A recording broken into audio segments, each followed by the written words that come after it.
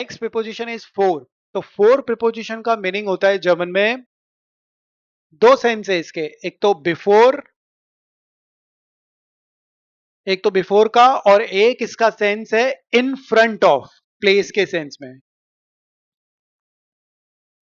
In front of. तो ये ध्यान रखना कि दो मीनिंग है इस प्रीपोजिशन के, एक है बिफोर और एक है इन फ्रंट ऑफ। तो जो बिफोर है वो तो सेंस दे रहा है टाइम का, और यहां पे इन फ्रंट ऑफ है वो सेंस दे रहा है किसका, प्लेस का। तो अब हम कुछ एग्जांपल्स देखते हैं।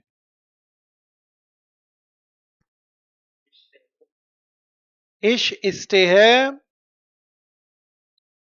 For them restaurant. ओके, सो इश स्टे है for them restaurant. So I am standing in front of the restaurant. तो देखो यहाँ देम आर्टिकल आ रहा है बिकॉज डाटिव प्रीपोजिशन है, रेस्टोरेंट जो है वो न्यूट्रल है, तो इस वजह से यहाँ पे देम आ रहा है। वो तो वही कॉन्सेप्ट है जो आपने स्टार्टिंग में देखे हैं, डाटिव में जैसे चेंज होते हैं आर्टिकल्स, पॉसेसिव प्रोनाउंस की एंडिंग्स और पर्सनल प्रोनाउंस, वो सारा चेंजेस एग्जैक्टली सेम है। नेक्स्ट, द किंडर स्पीलन फॉर देम हाउस। तो यहां पे भी वही सेंस है, द किंडर स्पीलन फॉर देम हाउस, the children are playing in front of the house. Next one, erwartet for their Schule. So he is waiting in front of the school. Next one, we are taking the sense of before. So ich muss meine Hausaufgabe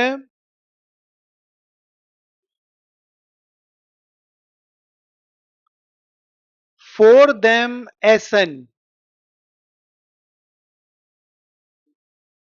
machen. तो यहां पे जो four का sense आ रहा है वो before के sense में आ रहा है। सो ich muss meine Hausaufgabe for them essen machen. So I have to do my homework before the food. Next one, ich mache yoga. So ich mache yoga for them Frühstück. So ich mache yoga for them Frühstück. So I do yoga before the breakfast.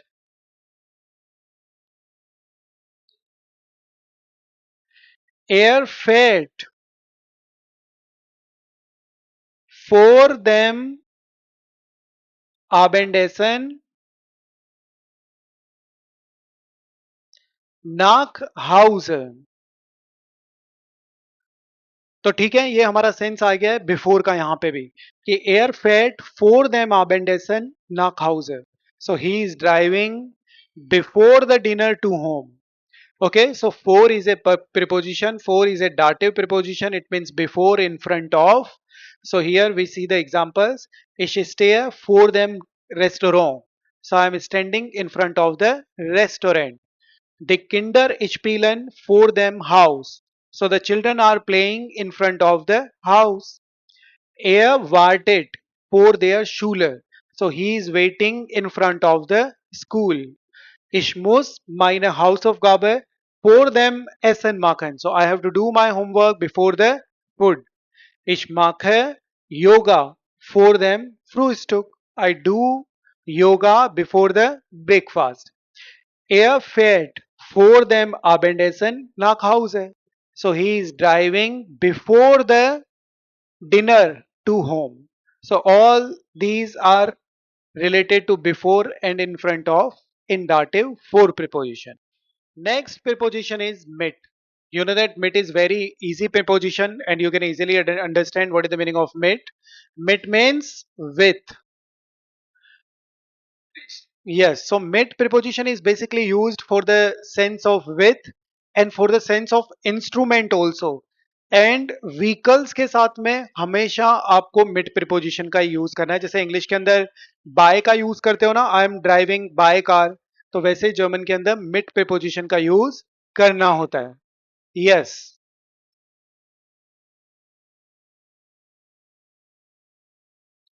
Next example is इश gehe mit meinen Freunden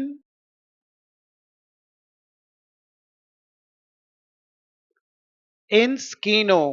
So as you can see here, Freunden is plural here. सब this is plural. और यहाँ पे ईएन ending क्यों आई है माइनन में? क्योंकि friends जो है प्लूरल है और डाटिव के अंदर प्लूरल अगर कोई नाउन हो तो उसमें ईएन एंडिंग ऐड करनी होती है। तो इश gehe mit meinen Freunden ins Kino. Next, wir reisen. Wir reisen mit dem Zug nach Mumbai. So we are traveling to Mumbai by the train. As you know very well कि जब भी हम vehicles का use करते हैं तो German में mid preposition का यूज होता है vehicles के लिए।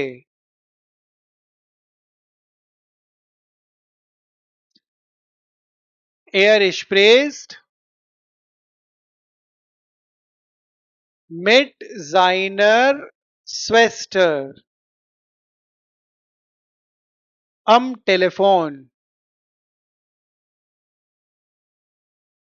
So he is talking with his sister on the phone call, on the telephone. So as you can see यहाँ पे mid preposition dative है, Schwester जो है वो feminine है और Schwester के लिए हमारे पास feminine है तो er ending हम dative वो dative prepositions dative cases में use करते हैं। Next, sie isst Pizza mit Salat.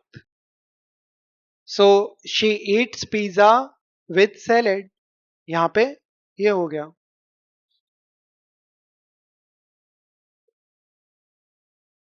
Ich spiele gern Fußball mit Freunden, mit meinen Freunden. So I like to play football with my friends. So here also you can see Freunden is plural, so year ending dative. So these are the examples. Mit is a dative preposition, it means with, and it is also used for the vehicles and for the instruments also. So ich gehe mit meinen Freunden ins Kino. So I am going to movie with my friends. Wir reisen mit dem Zug nach Mumbai. So this is the vehicle here. So we are traveling to Mumbai by the train. Er spricht mit seiner Schwester am Telefon. So he is talking with his sister on the telephone. Sie isst Pizza mit Salat. She eats pizza with salad. Ich spiele gern Fußball mit meinen Freunden. So I play football with my friends. So mit जो है basically एक बहुत ही simple सा sense देती है German में with और instruments के साथ में और साथ में आपका व्हीकल्स के साथ में। Okay, so this is also dative preposition. Our next dative preposition is seit. Seit is also a dative preposition and it means since. आप लोगों को ये ध्यान रखना है सिंस का मतलब क्या है जर्मन के अंदर। अगर कोई चीज पास्ट में हुई है और अभी भी रनिंग है वहां पे भी सिंस का यूज होगा, जाइट का यूज होगा जर्मन में। और अभी भी कंटिन्यूअस है, अभी प्रेजेंट में हो रहा है तो भी वहां पे जाइट का यूज होगा। जैसे एग्जांपल्स,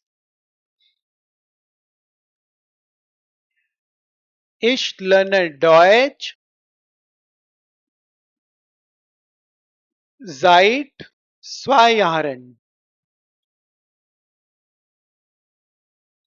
ओके, तो यहाँ पे ये कंटिन्यूअस काम हो रहा है। I have been learning German language since 2 years.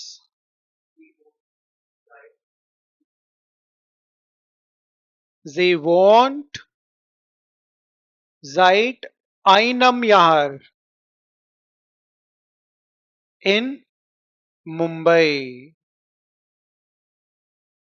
Okay, so sie wohnt seit einem Jahr in Mumbai. So since 1 year, she has been living in Mumbai. Next, wir kennen uns seit der Schulzeit.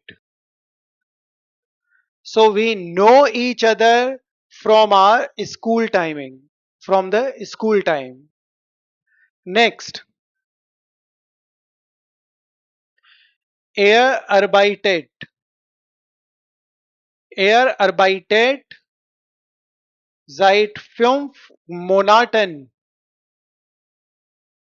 in dieser Firma. So er arbeitet seit 5 Monaten in dieser Firma means he has been working in this company since 5 months. So 5 months से वो इस company के अंदर working है.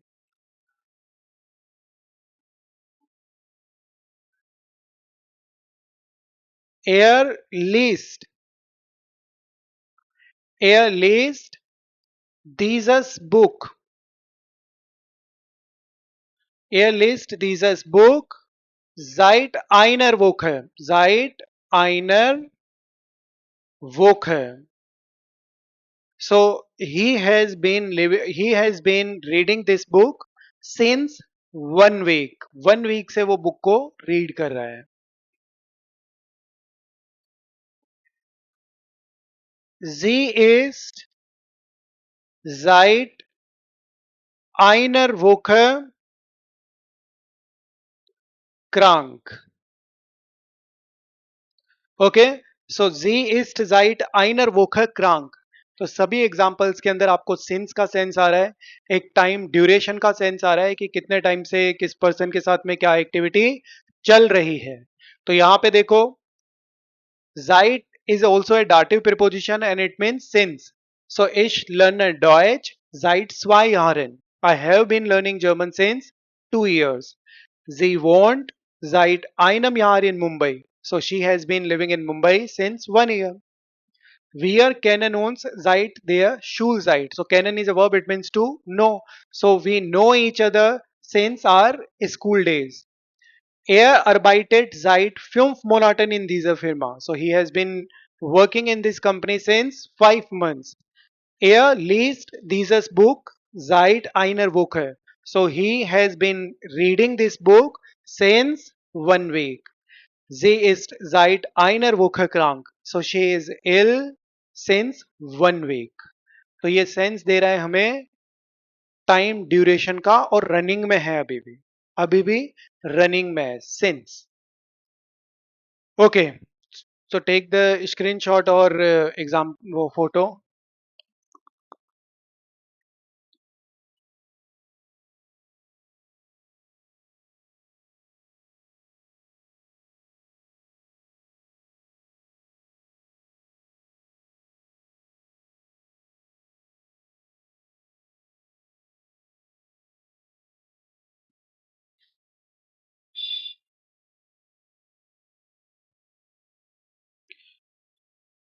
Okay, so our next preposition is अब. Ab basically gives the sense of from and most of the time for the sense of time only. अब का मतलब फ्रॉम होता है और ये सेंस देती है फ्रॉम का डाटिव ही प्रीपोजिशन है और फ्रॉम सेंस में है टाइम के. तो कैसे देखेंगे हम इसके एग्जांपल्स. अब नेक्स्टर Woche habe ich Urlaub. So ab nächster Woche habe ich Urlaub. From the next week I have vacation. एक चीज और आपको ध्यान रखनी है, जितनी भी टाइम रिलेटेड वर्ड्स हैं जितने भी टाइम रिलेटेड वर्ड्स हैं और जितने भी टाइम रिलेटेड प्रीपोजिशंस हैं, उनको आप चाहो तो फर्स्ट पोजीशन पे भी ला सकते हो। अब कई बार स्टूडेंट्स ये क्वेश्चन करते हैं कि ऐसा क्यों होता है, मान लीजिए फर्स्ट पोजीशन पे। तो देखो जर्मन फ्लेक्सिबल है, आप फर्स्ट पोजीशन पे टाइम रिलेटेड वर्ड्स को रख सकते हो, सेकंड पे वर्ब और उसके बाद में सब्जेक्ट वगैरह ऐड कर सकते हो। पर मैं आपको लॉजिक बताता हूँ आखिर ऐसा होता क्यों है। इसके पीछे एक रीजन है। एक्चुअली जिस भी चीज को आप ज्यादा एम्फेसाइज करना चाहते हो, उसको ज्यादा ज्यादा अटेंशन दिलवाना चाहते हो, एक्चुअली जर्मन में उनको फर्स्ट पोजीशन पे लाया जाता है। रूल तो ये है। जैसे इसने बोला है कि अब नेक्स्ट वोक है हबेश उल्लाव, तो यानी आपको जैसे ही अब नेक्स्ट वोक सुनाई दिया तो सबसे पहला फोकस ही उसी पे गया है कि फ्रॉम द नेक्स्ट वीक। तो इस वजह से इसको ये कंसीडर इसको फर्स्ट पोजीशन पे लाया जाता है। ठीक है। और बाकी ये सेंटेंसेस में अच्छा भी लगता है। जैसे मान लीजिए पूरा टेक्स्ट है, उसमें बार बार आप अपना सब्जेक्ट फर्स्ट पोजीशन पे ला रहे हो, तो दैट इज नॉट गुड। तो time related words, time related preposition ज्यादातर फर्स्ट पोजीशन पे आ जाती है। Next example, ich gehe ab 18 Uhr nach Hause. So I will go home from 18 o'clock. So I will go home from 18 o'clock. Next,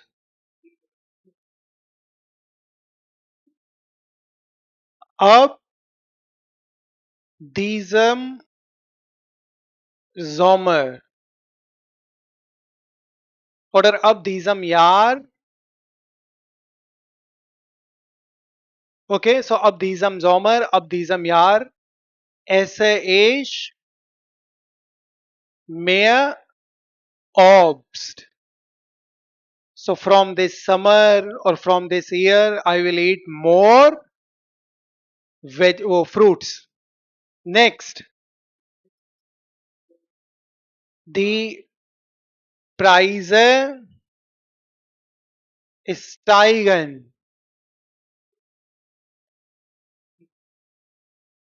Ab dem 1. Januar. So prices are increasing from the 1st January. Okay, so prices जो है वो increase हो रही है कब से? From the 1st January. Next,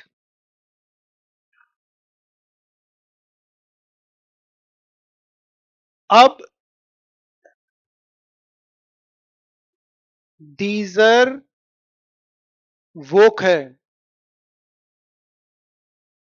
अब dieser Woche mache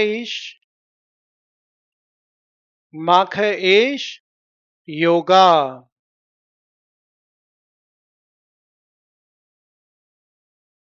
या फिर अब morgen from tomorrow. So ab morgen mache ich yoga. So from tomorrow I will start doing yoga. Okay. So ab is also a dative preposition. It means from. So ab dieser Woche habe ich Urlaub. So from this week I have vacation. Ich gehe ab 18 Uhr nach Hause. I will go to home from 18 o'clock.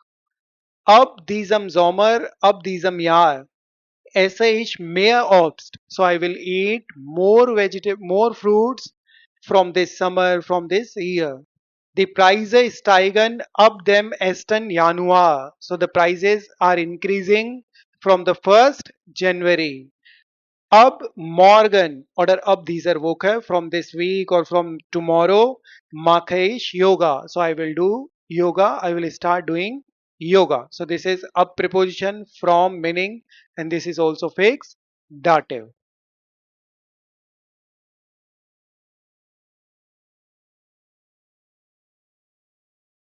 Next dative preposition is gegenüber. Gegenüber. Gegenüber is a dative preposition and it means opposite, or we can say in front of. जैसे opposite का जो sense they रही है वो बिल्कुल भी opinion के sense में नहीं दे रहा है कि ओपिनियन में हम एक दूसरे के अगेंस्ट है। No, in the sense of place, कि जैसे कोई प्लेस किसी प्लेस के अपोजिट में है। तो वहां पे गेगन यूबर का यूज होता है अपोजिट के सेंस में, और या फिर you can say in front of के सेंस के अंदर. So let's see examples.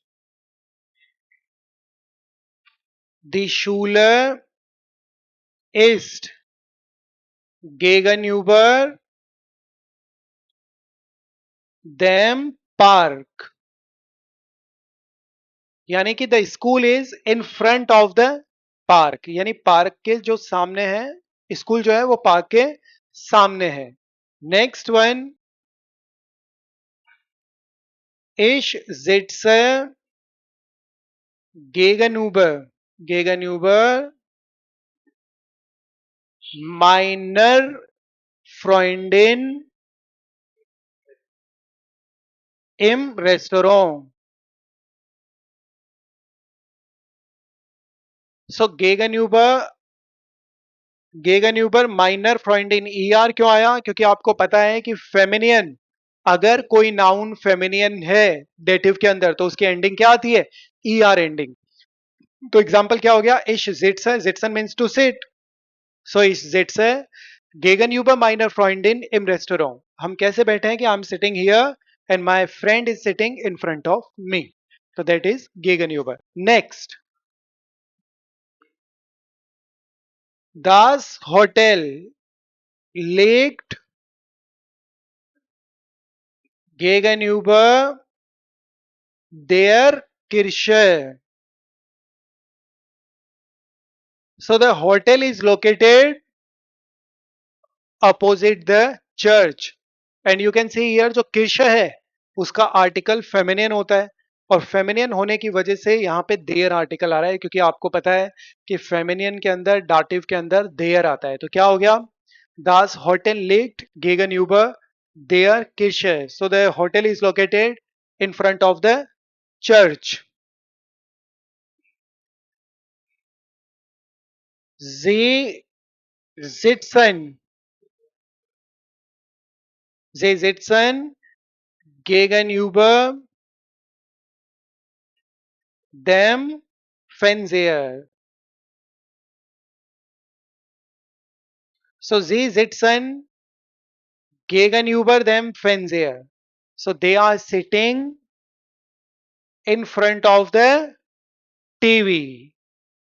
Okay. So these are the examples of Gegenüber. You can easily understand. Gegenüber means in front of or opposite. So Gegenüber is also a dative preposition. It means opposite in the sense of place or in front of, you can say. So the Schule ist gegenüber dem Park. The school is opposite the park. Ich sitze gegenüber meiner Freundin im Restaurant. So I'm sitting in front of my friend in the restaurant. Das Hotel liegt gegenüber der Kirche. So the hotel is located in front of the church. Sie sitzen gegenüber dem Fernseher. So they are sitting in front of the TV. So gegenüber means opposite or in front of me.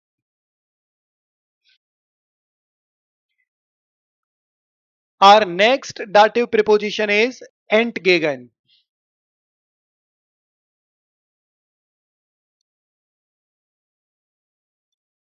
Next dative preposition is entgegen, and it means opposite of. Like you are against of something. Always remember entgegen, gegen. Gegen is also having the sense of opposite, and entgegen is also having the sense of opposite. Like you are in opposite of someone's opinion, someone's thinking. Okay?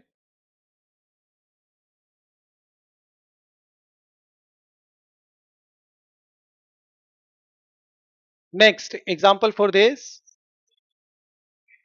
Ich kam entgegen seiner Erwartung. सो काम is in the प्रेटेरिटुम. काम जो है हमने प्रेटेरिटुम में लिया है past के अंदर. सो इश काम entgegen seiner Erwartung. So I came against of his expectation. Erwartung. Warten means to wait, and erwartung means expectation. So I came opposite of his expectation, against of his expectation, यानी उसने नहीं सोचा था कि मैं आऊंगा बट फिर भी मैं आया। तो इसका मतलब क्या हो गया कि हम उसकी एक्सपेक्टेशन के अगेंस्ट होके भी आए, तो वो होता है एंटगेगन। नेक्स्ट,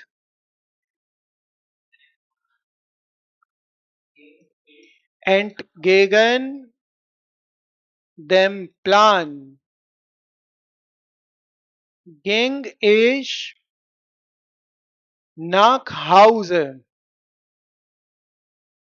तो यहां पे भी देखो जो एंटगेगन देम प्लान है, यानी कि अपोजिट ऑफ द प्लान, कि प्लान के अपोजिट होके, गेंग जो है वो एक्चुअली गेहन का प्रेटेरिटुम है, कि प्लान के अपोजिट होके भी आई वेंट टू होम, कि मैं उसके अपोजिट होके घर चला गया। जी ist entgegen meiner Meinung, ओ sorry Meinung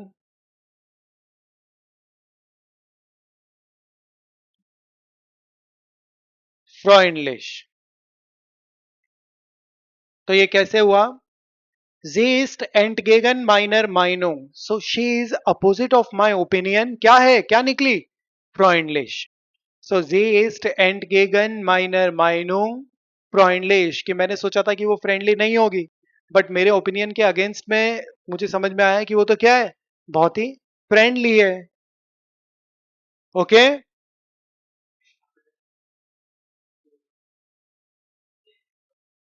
ich habe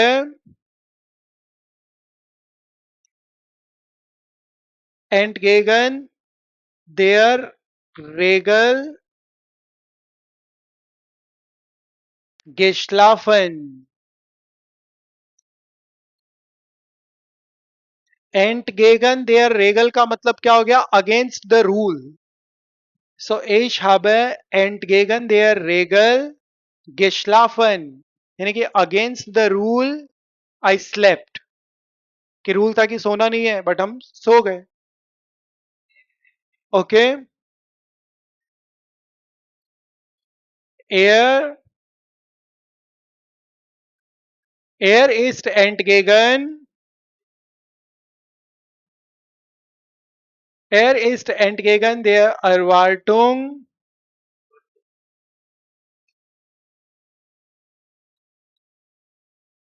nicht gekommen। सो क्या हुआ, हमने एक्सपेक्टेशन कर रखी थी कि भाई वो आएगा, पार्टी है या कुछ है वो आएगा, बट क्या हो गया कि एयर इस्ट एंटगेगन देयर अरवार्टुंग, यानी कि अपोजिट द और अगेंस्ट द आर एक्सपेक्टेशन, ही डिडंट कम, आया ही नहीं। तो यहां पे हम एग्जांपल्स हमने जो देखे हैं, एंटगेगन, एंटगेगन is a dative preposition. Yes, any doubt?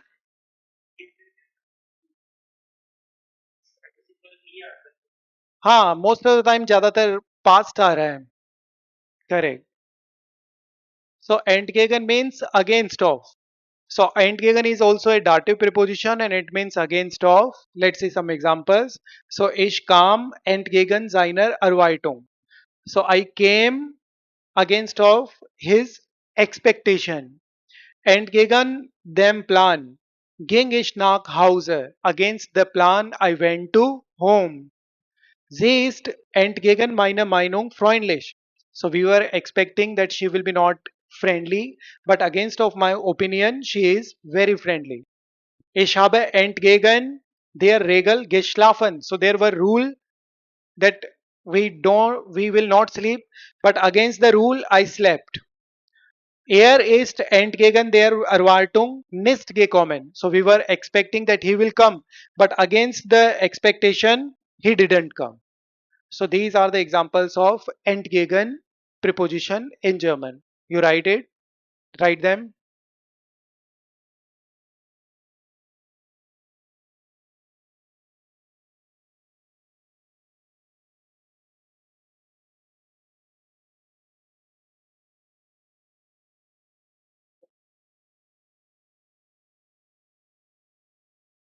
इसका done.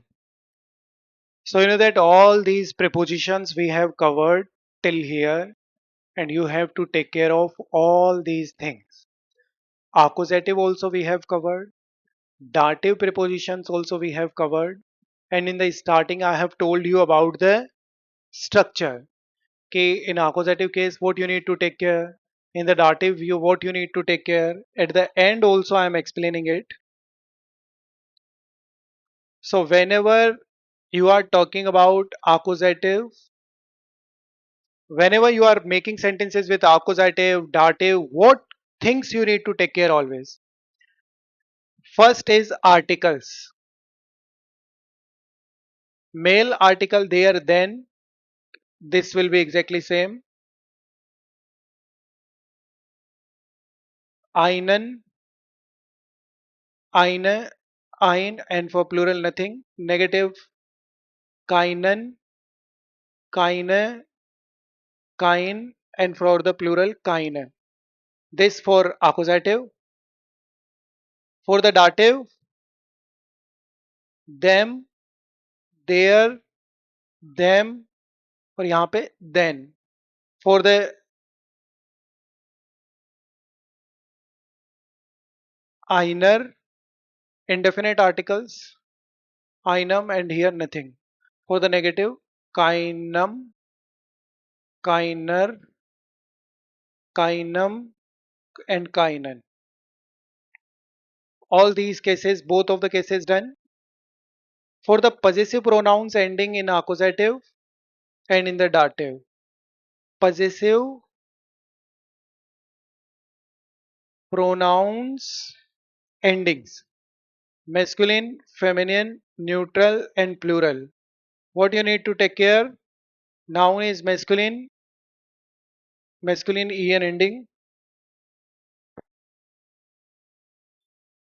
en ending, em ending. For feminine, er ending, array,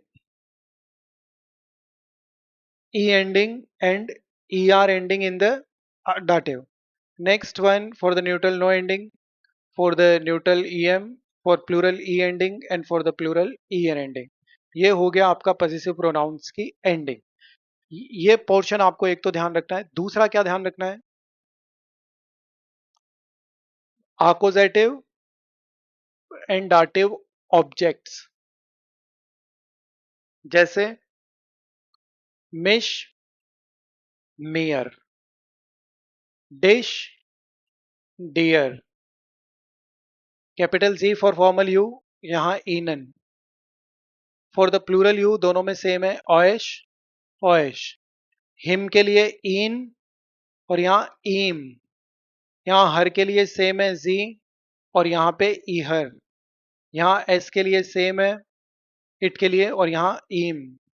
यहाँ पे अस का उन्स, यहाँ पे भी उन्स. यहाँ पे देम का जी और यहाँ पे स्मॉल में इनन. क्या हो गया? मिश का और मियर का मी. यू इनफॉर्मल में, यू फॉर्मल में, यू ऑल प्लूरल में. यहाँ पे हिम हो गया, यहाँ पे हर हो गया, यहाँ इट्स हो गया, यहाँ अस हो गया और यहाँ दैम हो गया.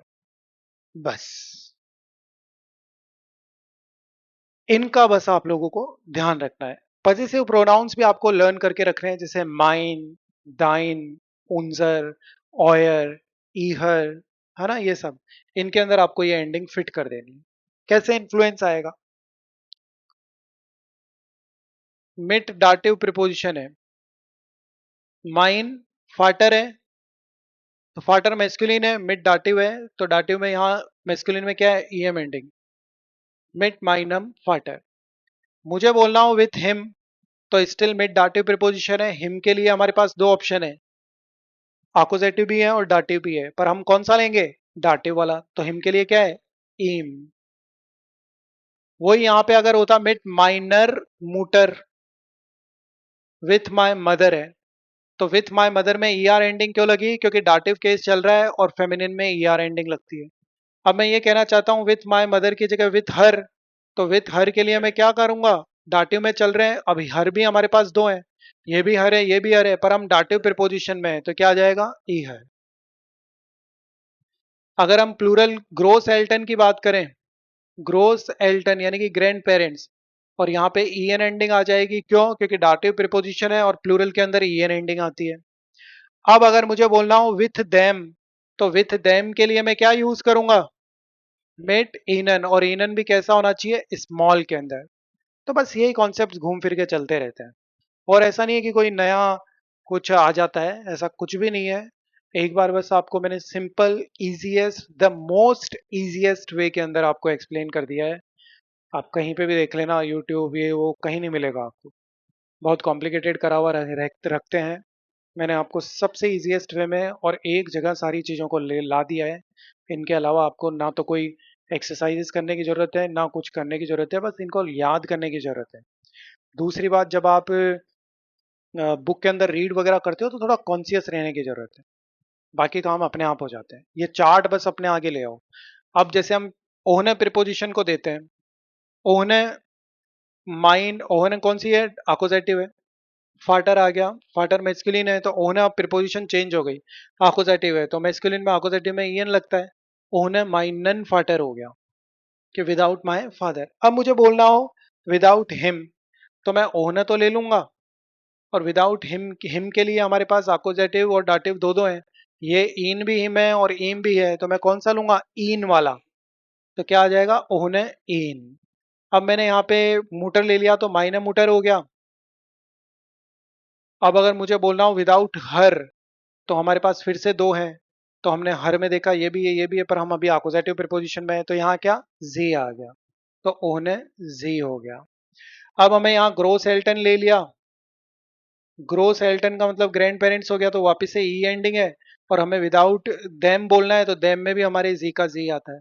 तो अपोजिटिव में कितना अच्छा फायदा है, क्या, कि जी जो सब्जेक्ट में होता है फॉर्मल यू में, वो भी वही ऑब्जेक्ट में एग्जैक्टली सेम है।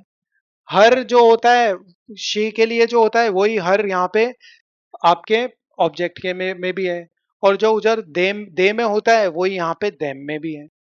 तो दिक्कत ही नहीं है, आपको कुछ लर्न करने की जरूरत ही नहीं है अपोजिटिव में। तो जी फॉर्मल यू सब्जेक्ट है तो वही ऑब्जेक्ट है, शी जो सब्जेक्ट है वही आपका ऑब्जेक्ट है, शी वो दे जो आपका वहां सब्जेक्ट है वही आपका ऑब्जेक्ट है अपोजिटिव में। तो लर्न भी करने की जरूरत नहीं है, यहाँ पे देख लो चाहे। विदाउट हर बोला है तो ओने जिया है, विदाउट देम बोला है तो भी ओने जिया है, तो दोनों में कोई दिक्कत ही नहीं है, इन तीनों में। बस कैपिटल स्मॉल का ध्यान रखना है, कि अगर आपने जी को, ये वाला जी जो है ये दोनों स्मॉल है, और वो तो आपको पहले से ही पता है, जब आपने लर्न करना स्टार्ट किया है जर्मन को, वो तो तब से ही चल रहा है कि जी जो है वो फॉर्मल यू में कैपिटल रहता है, बाकी जो हर वाला, बाकी जो शी वाला है और दे वाला है वो हमेशा स्मॉल रहते हैं, तो वही चल रहा है।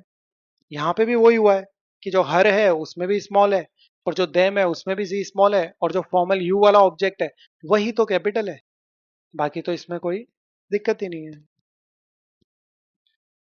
तो ये सारी हमारी आकोजेटिव और डाटिव प्रिपोजिशंस हमने कवर करी है, जिसमें मैंने आपको बहुत डिटेल से बता दिया है आकोजेटिव प्रिपोजिशंस को भी और डाटिव प्रिपोजिशंस को भी, कि कैसे आप इनके थ्रू अपनी जो लैंग्वेज है उसमें राइटिंग को इम्प्रूव कर सकते हैं, उसमें स्पीकिंग को इम्प्रूव कर सकते हैं, और अंडरस्टैंडिंग को बेटर कर सकते हैं। आपको काम ये करना है कि इनको हर दूसरे तीसरे दिन तक रिवीजन चाहिए, रिवीजन करते रहो जब तक आपको कॉन्फिडेंस ना आ जाए कि भाई ये प्रिपोजिशन है, इसका ये फिक्स यूज है। जैसे सू के हमने बहुत सारे यूज देखे थे, सुरशुले सुर, यूनिवर्सिटेट, सुरपोस, सुरमेस है, इतने सारे ये प्लेसेस पे था, तो आपको उनको लर्न कर लेना है बाय हार्ट, कि अगर मैं इन प्लेसेस पे जाऊं, जैसे सुम्बानो, सुमफ्लुगहाफन, सुमहाफन, सुम क्रांकन हाउस, तो ये जा रहे हो तो यहाँ आएगा ही आएगा। आपको कुछ कॉन्सेप्ट देखने की जरूरत नहीं है, बस याद कर लो। तो जब भी इन प्लेसेस पे जा रहे हो आपके फटाक से निकले, किसी ने पूछा वोहिन फेस्ट तू, ich fahre gerade zur Schule, wohin gehst du, ich gehe zur Schule, ich gehe zur Universität, ich gehe zur Arbeit। तो इनमें लॉजिक देखने की जरूरत नहीं है आपको, आपको उनको लर्न करने की जरूरत है। और इनमें बस लॉजिक अगर आपको देखना है तो आर्टिकल्स, पॉजिटिव प्रोनाउंस की एंडिंग्स, और ये इनको यूज करना, इसको आपको बहुत अच्छे से लर्न करके रखना है। बच्चे ने अभी समझ में आ गया सब कुछ इजीएस्ट वे में उसको समझा दिया, बट उसको अगर हम पूछें कि हर के लिए अपोजिटिव में क्या आएगा, तो वो सोच रहा है कि हर के लिए वो नहीं। सोचने वाला काम नहीं है इस लैंग्वेज में। सोचना आपको तब है जब आपको आता ही नहीं है। आपको उसको लर्न कर लेना है, आपको समझ में आ गया। इन चार्ट्स को आपको बाय हार्ट करना है। इनके बिना जर्मन नहीं चलती है। By heart in the sense कि भाई आपको रात को सोते हुए को भी उठा के पूछे ना अपोजिटिव में हर के लिए क्या आएगा, बोले सर जी आएगा। डाटिव में हर के लिए क्या आएगा, ईहर आएगा। देम के लिए क्या आएगा, डाटिव में इनन आएगा, वो भी स्मॉल आएगा। और आकुजेटिव में क्या आएगा, आकुजेटिव में बोले सारे सेम है। जो जी वाला पोर्शन है वो सारा सेम है ऑब्जेक्ट में भी। ये होती है लर्निंग। डाटिव के अंदर पजेसिव प्रोनाउन में मैस्कुलिन में क्या एंडिंग आएगी, ईएम आएगी। फेमिनिन में क्या आएगी, ईआर आएगी। ऐसे अपोजिटिव में मैस्कुलिन में क्या आएगी, ईएन आएगी। तब जाके, और जब आप रीड करते हो कुछ भी बुक के अंदर, हर हर पेज के ऊपर ये एंडिंग्स आती है। हर पेज के ऊपर ऐसा कोई पेज नहीं है A2 का, B1 का, B2, C1, C2, ऐसा कोई पेज मुझे दिखा दो जिसके ऊपर ये आर्टिकल्स या तो अपोजिटिव हो या डाटिव हो या पजेसिव प्रोनाउंस की एंडिंग हो या ये हो। ये नहीं आए तो मुझे ऐसा कोई पेज दिखा दो कि सर ये पेज मैंने ढूंढा, इसमें नहीं आ रहा कहीं पे भी। अरे इनके बिना लैंग्वेज चल ही नहीं सकती, क्योंकि तो ओवरऑल हम खुद अपनी बात जो करते हैं वो सारा इनके थ्रू ही करते हैं। तो आप लोगों को कॉन्शियस रहना है, ग्रामर के इतने रिवीजन की जरूरत नहीं होती है। आप अगर वहां कॉन्शियस चल रहे हो कि आपको एंट गेगन आ गया, एंट गेगन आपको याद आया और वहां पे मियर लिखा हुआ है कि अरे यार ये मियर आ रहा है, तो मियर तो यानी डाटिव में आता है, यानी एंट गेगन मैं भूल गया, बहुत टाइम पहले देखा था, एंट गेगन यानी डाटिव है। ऐसे होता है रिवीजन, वहीं की वहीं हो जाता है। ऐसे तो आप कितने सालों तक करते ही रहोगे, क्या करे ही जाओगे क्या हमेशा प्रिपोजिशंस, एडजेक्टिव, एडवर्ब, ये वो सारा ऐसे करते थोड़ी जाओगे। वो तो आप रीडिंग कर रहे हो, एक बार समझ लिया, थोड़ी एक्सरसाइजेस कर ली, फिर एक बार और रिवीजन कर लिया, फिर उसके बाद बुक में कॉन्शियस रहो कि बुक में जो कुछ भी आप रीड कर रहे हो वहां आपको यूज होते हुए दिख रहा है वो। आप वहीं पे कॉन्शियस हो जाओ कि मेट ओने ओने दीज क्यूश है, तो वहां पे आपको पता चल जाए ई लग रहा है, तो यानी समझ में आ गया कि ये फेमिनिन है क्वेश्चन है ना। मिड देम बार्ड, मिड देम बार्ड, तो देम लग रहा है तो आपको समझ में आ गया कि हाँ भाई ये डाटिव है तो इसके अंदर देम ही लगता है। मिट माइनम मोटोरार्ड, मोटोरार्ड है तो यहाँ पे ईएम लग रहा है, तो आपको समझ में आ जाना चाहिए कि या तो ये मेस्कुलिन है या ये न्यूट्रल है, तो इस वजह से ईएम लग रहा है।